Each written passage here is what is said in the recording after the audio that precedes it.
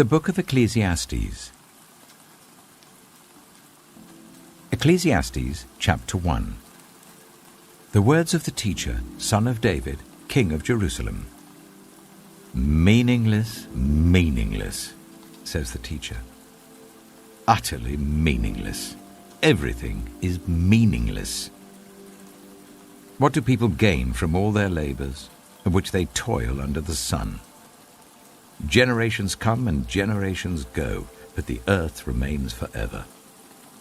The sun rises and the sun sets, and hurries back to where it rises. The wind blows to the south and turns to the north. Round and round it goes, ever returning on its course. All streams flow into the sea, yet the sea is never full. To the place the streams come from, there they return again. All things are wearisome, more than one can say. The eye never has enough of seeing, nor the ear its fill of hearing. What has been will be again. What has been done will be done again. There is nothing new under the sun.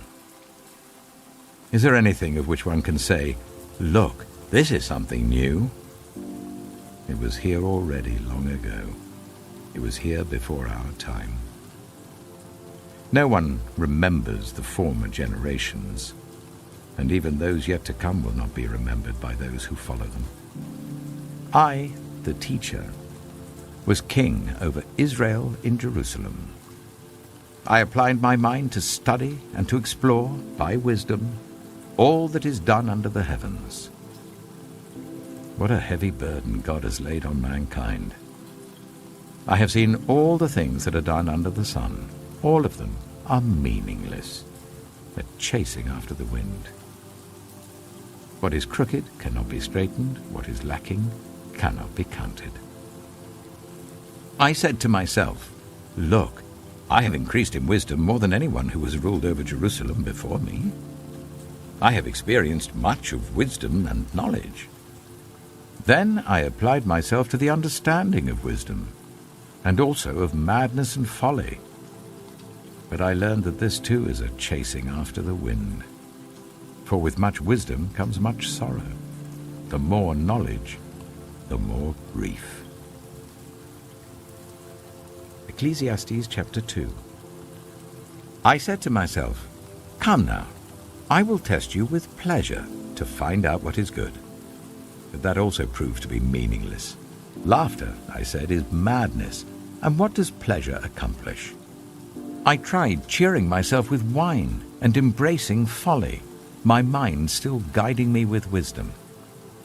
I wanted to see what was good for people to do under the heavens during the few days of their lives.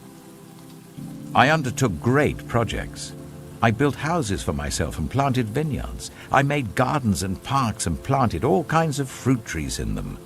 I made reservoirs to water groves of flourishing trees. I bought male and female slaves and had other slaves who were born in my house.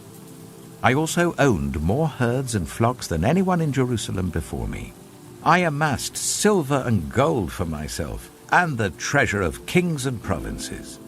I acquired male and female singers and a harem as well, the delights of a man's heart.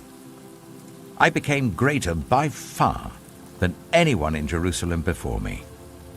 In all this, my wisdom stayed with me. I denied myself nothing my eyes desired. I refused my heart no pleasure. My heart took delight in all my labor, and this was the reward for all my toil. Yet when I surveyed all that my hands had done and what I had toiled to achieve, everything was meaningless, a chasing after the wind. Nothing was gained under the sun. Then I turned my thoughts to consider wisdom, and also madness and folly. What more can the king's successor do than what has already been done? I saw that wisdom is better than folly, just as light is better than darkness. The wise have eyes in their heads, while the fool walks in the darkness. But I came to realize that the same fate overtakes them both. Then I said to myself, the fate of the fool will overtake me also. What then do I gain by being wise? I said to myself, this too is meaningless. For the wise, like the fool, will not be long remembered. The days have already come when both have been forgotten. Like the fool, the wise too must die. So I hated life, because the work that is done under the sun was grievous to me. All of it is meaningless, a chasing after the wind. I hated all the things I had toiled for under the sun, because I must leave them to the one who comes after me. And who knows whether that person will be wise or foolish? Yet they will have control over all the fruit of my toil, into which I have poured my effort and skill under the sun. This too is meaningless. So my heart began to despair over all my toilsome labor under the sun. For a person may labor with wisdom, knowledge, and skill, and then they must leave all they own to another who has not toiled for it. This too is meaningless and a great misfortune. What do people get for all the toil and anxious striving with which they labor under the sun? All their days their work is grief and pain. Even at night their minds do not rest. This too is meaningless. A person can do nothing better than to eat and drink and find satisfaction in their own toil. This too, I see, is from the hand of God, for without him who can eat or find enjoyment?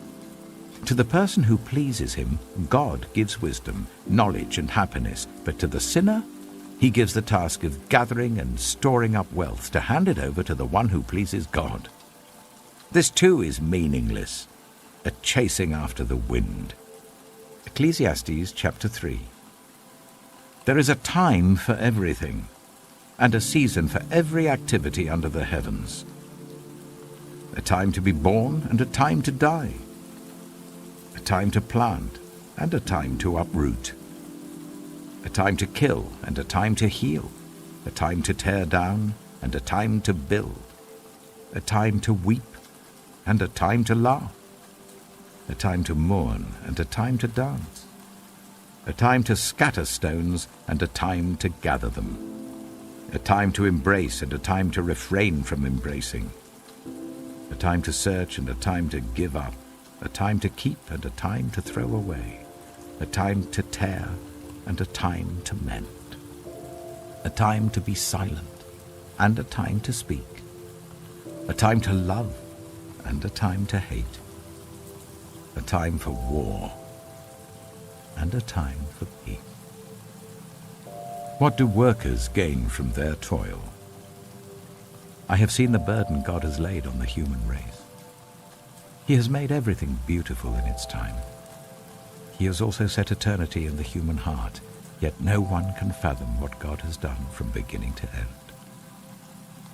I know that there is nothing better for people than to be happy and to do good while they live, that each of them may eat and drink and find satisfaction in all their toil.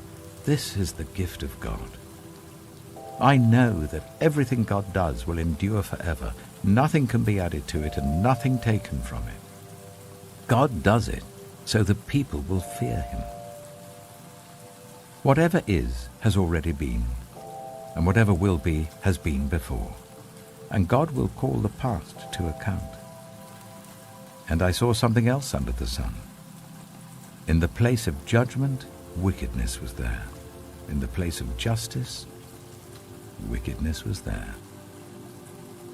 I said to myself, God will bring into judgment both the righteous and the wicked, for there will be a time for every activity, a time to judge every deed. I also said to myself, as for humans, God tests them so that they may see that they are like the animals. Surely the fate of human beings is like that of the animals. The same fate awaits them both. As one dies, so dies the other. All have the same breath. Humans have no advantage over animals. Everything is meaningless. All go to the same place. All come from dust, and to dust all return. Who knows if the human spirit rises upward, and if the spirit of the animal goes down into the earth? So I saw that there is nothing better for a person than to enjoy their work because that is their lot. For who can bring them to see what will happen after them? Ecclesiastes chapter 4. Again I looked, and saw all the oppression that was taking place under the sun. I saw the tears of the oppressed, and they have no comforter. Power was on the side of their oppressors, and they have no comforter. And I declared that the dead, who had already died, are happier than the living who are still alive. But better than both is the one who has never been born, who has not seen the evil that is done under the sun. And I saw that all toil and achievement spring from one person's envy of another. This too is meaningless, a chasing after the wind. Fools fold their hands and ruin themselves. Better one handful with tranquility than two handfuls with toil and chasing after the wind. Again I saw something meaningless under the sun. There was a man all alone. He had neither son nor brother. There was no end to his toil. Yet his eyes were not content with his wealth. For whom am I toiling, he asked, and why am I depriving myself of enjoyment? This too is meaningless, a miserable business. Two are better than one, because they have a good return for their labor. If either of them falls down, one can help the other up. But pity anyone who falls and has no one to help them up. Also, if two lie down together, they will keep warm. But how can one keep warm alone? Though one may be overpowered, two can defend themselves. A cord of 3 strands is not quickly broken. Better a poor but wise youth than an old but foolish king who no longer knows how to heed a warning. The youth may have come from prison to the kingship, or he may have been born in poverty within his kingdom. I saw that all who lived and walked under the sun followed the youth, the king's successor. There was no end to all the people who were before them, but those who came later were not pleased with the successor. This too is meaningless, a chasing after the wind. Ecclesiastes chapter 5. Guard your steps when you go to the house of God. Go near to listen, rather than to offer the sacrifice of fools, who do not know that they do wrong. Do not be quick with your mouth. Do not be hasty in your heart to utter anything before God. God is in heaven, and you are on earth, so let your words be few. A dream comes when there are many cares, and many words mark the speech of a fool. When you make a vow to God, do not delay to fulfill it. He has no pleasure in fools. Fulfill your vow. It is better not to make a vow than to make one and not fulfill it. Do not let your mouth lead you into sin, and do not protest to the temple messenger, "My vow was a mistake." Why should God be angry at what you say and destroy the work of your hands? Much dreaming and many words are meaningless. Therefore, fear God. If you see the poor oppressed in a district and justice and rights denied, do not be surprised at such things. For one official is eyed by a higher one, and over them both are others higher still. The increase from the land is taken by all. The king himself profits from the fields. Whoever loves money never has enough. Whoever loves wealth is never satisfied with their income. This too is meaningless. As goods increase, so do those who consume them. And what benefit are they to the owners, except to feast their eyes on them? The sleep of a laborer is sweet, whether they eat little or much. But as for the rich, their abundance permits them no sleep.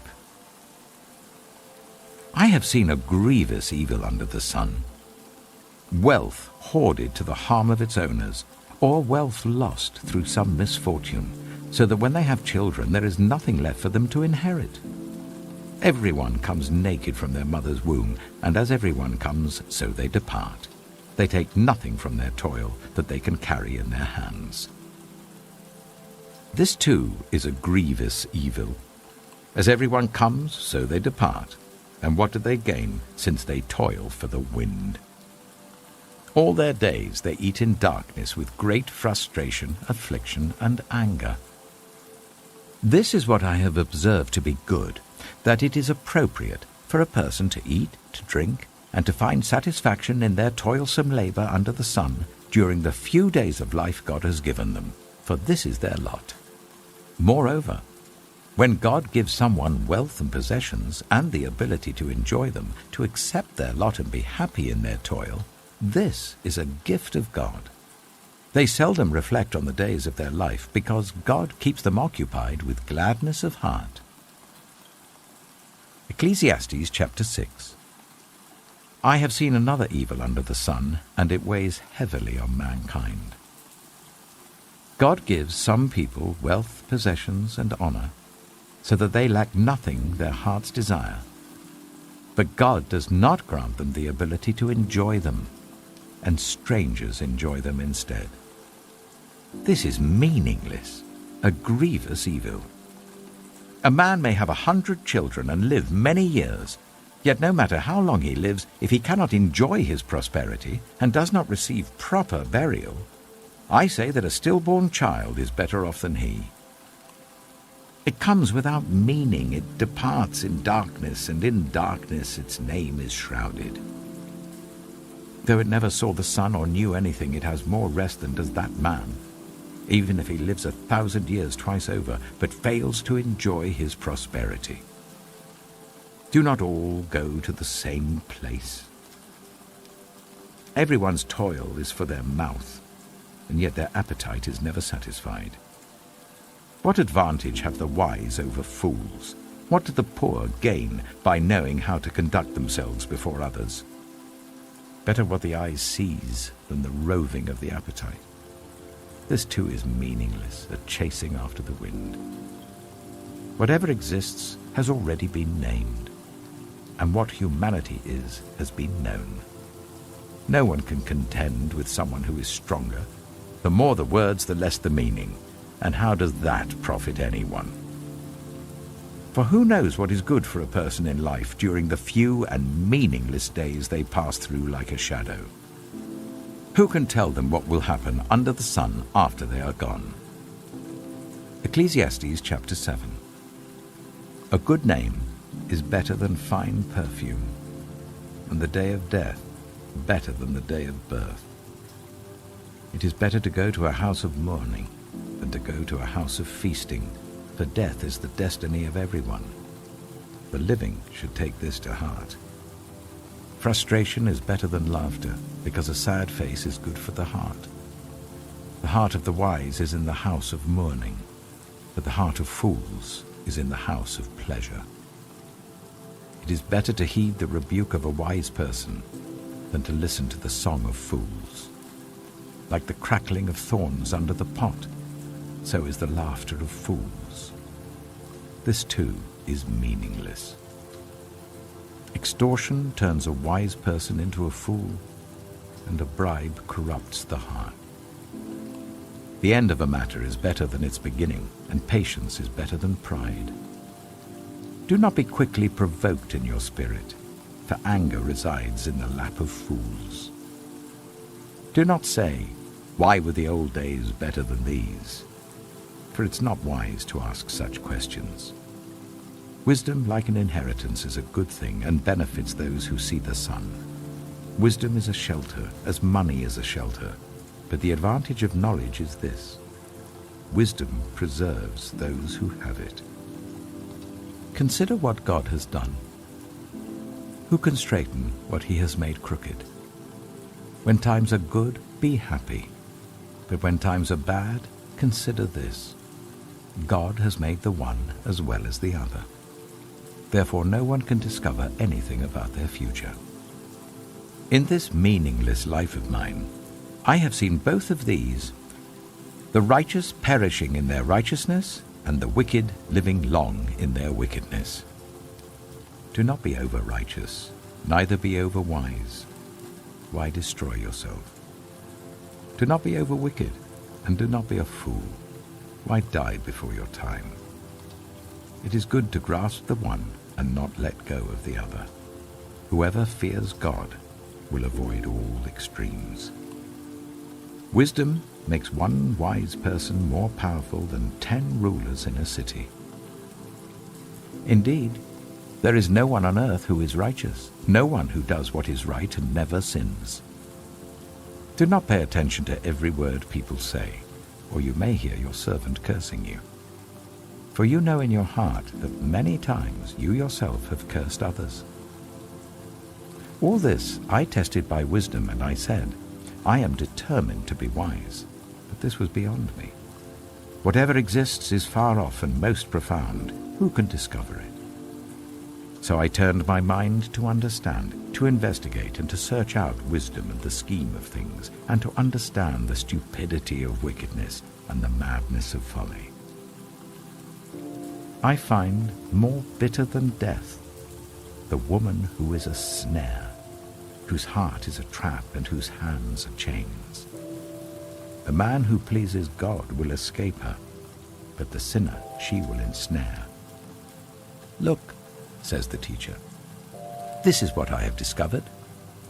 Adding one thing to another to discover the scheme of things, while I was still searching but not finding, I found one upright man among 1,000, but not one upright woman among them all. This only have I found. God created mankind upright, but they have gone in search of many schemes. Ecclesiastes chapter 8. Who is like the wise? Who knows the explanation of things? A person's wisdom brightens their face and changes its hard appearance. Obey the king's command, I say, because you took an oath before God. Do not be in a hurry to leave the king's presence. Do not stand up for a bad cause, for he will do whatever he pleases. Since a king's word is supreme, who can say to him, "What are you doing?" Whoever obeys his command will come to no harm, and the wise heart will know the proper time and procedure. For there is a proper time and procedure for every matter, though a person may be weighed down by misery. Since no one knows the future, who can tell someone else what is to come? As no one has power over the wind to contain it, so no one has power over the time of their death. As no one is discharged in time of war, so wickedness will not release those who practice it. All this I saw as I applied my mind to everything done under the sun. There is a time when a man lords it over others to his own hurt. Then, too, I saw the wicked buried, those who used to come and go from the holy place and receive praise in the city where they did this. This, too, is meaningless. When the sentence for a crime is not quickly carried out, people's hearts are filled with schemes to do wrong. Although a wicked person who commits 100 crimes may live a long time, I know that it will go better with those who fear God, who are reverent before him. Yet because the wicked do not fear God, it will not go well with them, and their days will not lengthen like a shadow. There is something else meaningless that occurs on earth. The righteous who get what the wicked deserve, and the wicked who get what the righteous deserve. This, too, I say, is meaningless. So I commend the enjoyment of life, because there's nothing better for a person under the sun than to eat and drink and be glad. Then joy will accompany them in their toil all the days of the life God has given them under the sun. When I applied my mind to know wisdom, and to observe the labor that is done on earth, people getting no sleep day or night, then I saw all that God has done. No one can comprehend what goes on under the sun. Despite all their efforts to search it out, no one can discover its meaning. Even if the wise claim they know, they cannot really comprehend it. Ecclesiastes chapter 9. So I reflected on all this, and concluded that the righteous and the wise and what they do are in God's hands, but no one knows whether love or hate awaits them.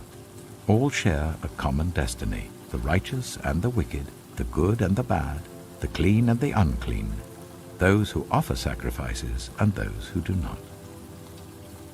As it is with the good, so with the sinful. As it is with those who take oaths, so with those who are afraid to take them. This is the evil in everything that happens under the sun. The same destiny overtakes all. The hearts of people, moreover, are full of evil, and there is madness in their hearts while they live, and afterwards they join the dead. Anyone who is among the living has hope. Even a live dog is better off than a dead lion. For the living know that they will die, but the dead know nothing. They have no further reward, and even their name is forgotten. Their love, their hate, and their jealousy have long since vanished. Never again will they have a part in anything that happens under the sun. Go, eat your food with gladness, and drink your wine with a joyful heart, for God has already approved what you do. Always be clothed in white, and always anoint your head with oil. Enjoy life with your wife whom you love, all the days of this meaningless life that God has given you under the sun, all your meaningless days. For this is your lot in life, and in your toilsome labor under the sun. Whatever your hand finds to do, do it with all your might, for in the realm of the dead, where you're going, there is neither working, nor planning, nor knowledge, nor wisdom. I have seen something else under the sun. The race is not to the swift, or the battle to the strong, nor does food come to the wise, or wealth to the brilliant, or favor to the learned, but time and chance happen to them all. Moreover, no one knows when their hour will come. As fish are caught in a cruel net, or birds are taken in a snare, so people are trapped by evil times that fall unexpectedly upon them. I also saw under the sun this example of wisdom that greatly impressed me. There was once a small city with only a few people in it, and a powerful king came against it, surrounded it, and built huge siege works against it. Now there lived in that city a man, poor but wise, and he saved the city by his wisdom. But nobody remembered that poor man. So I said, wisdom is better than strength. But the poor man's wisdom is despised, and his words are no longer heeded. The quiet words of the wise are more to be heeded than the shouts of a ruler of fools. Wisdom is better than weapons of war, but one sinner destroys much good. Ecclesiastes chapter 10.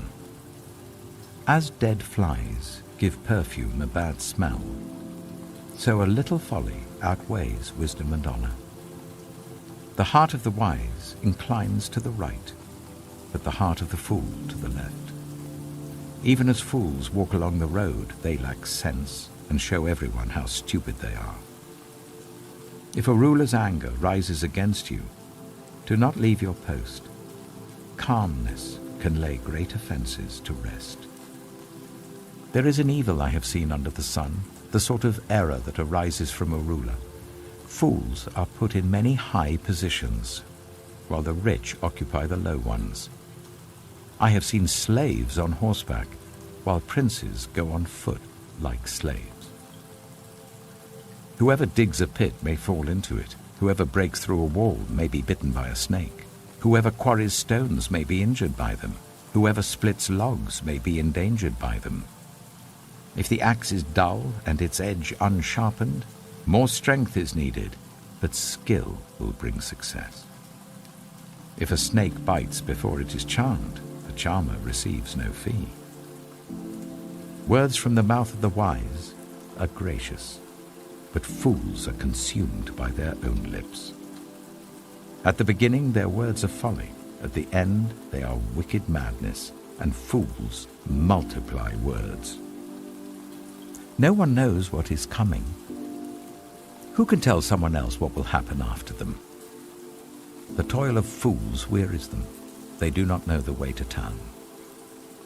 Woe to the land whose king was a servant and whose princes feast in the morning. Blessed is the land whose king is of noble birth and whose princes eat at a proper time, for strength and not for drunkenness. Through laziness the rafters sag, because of idle hands the house leaks.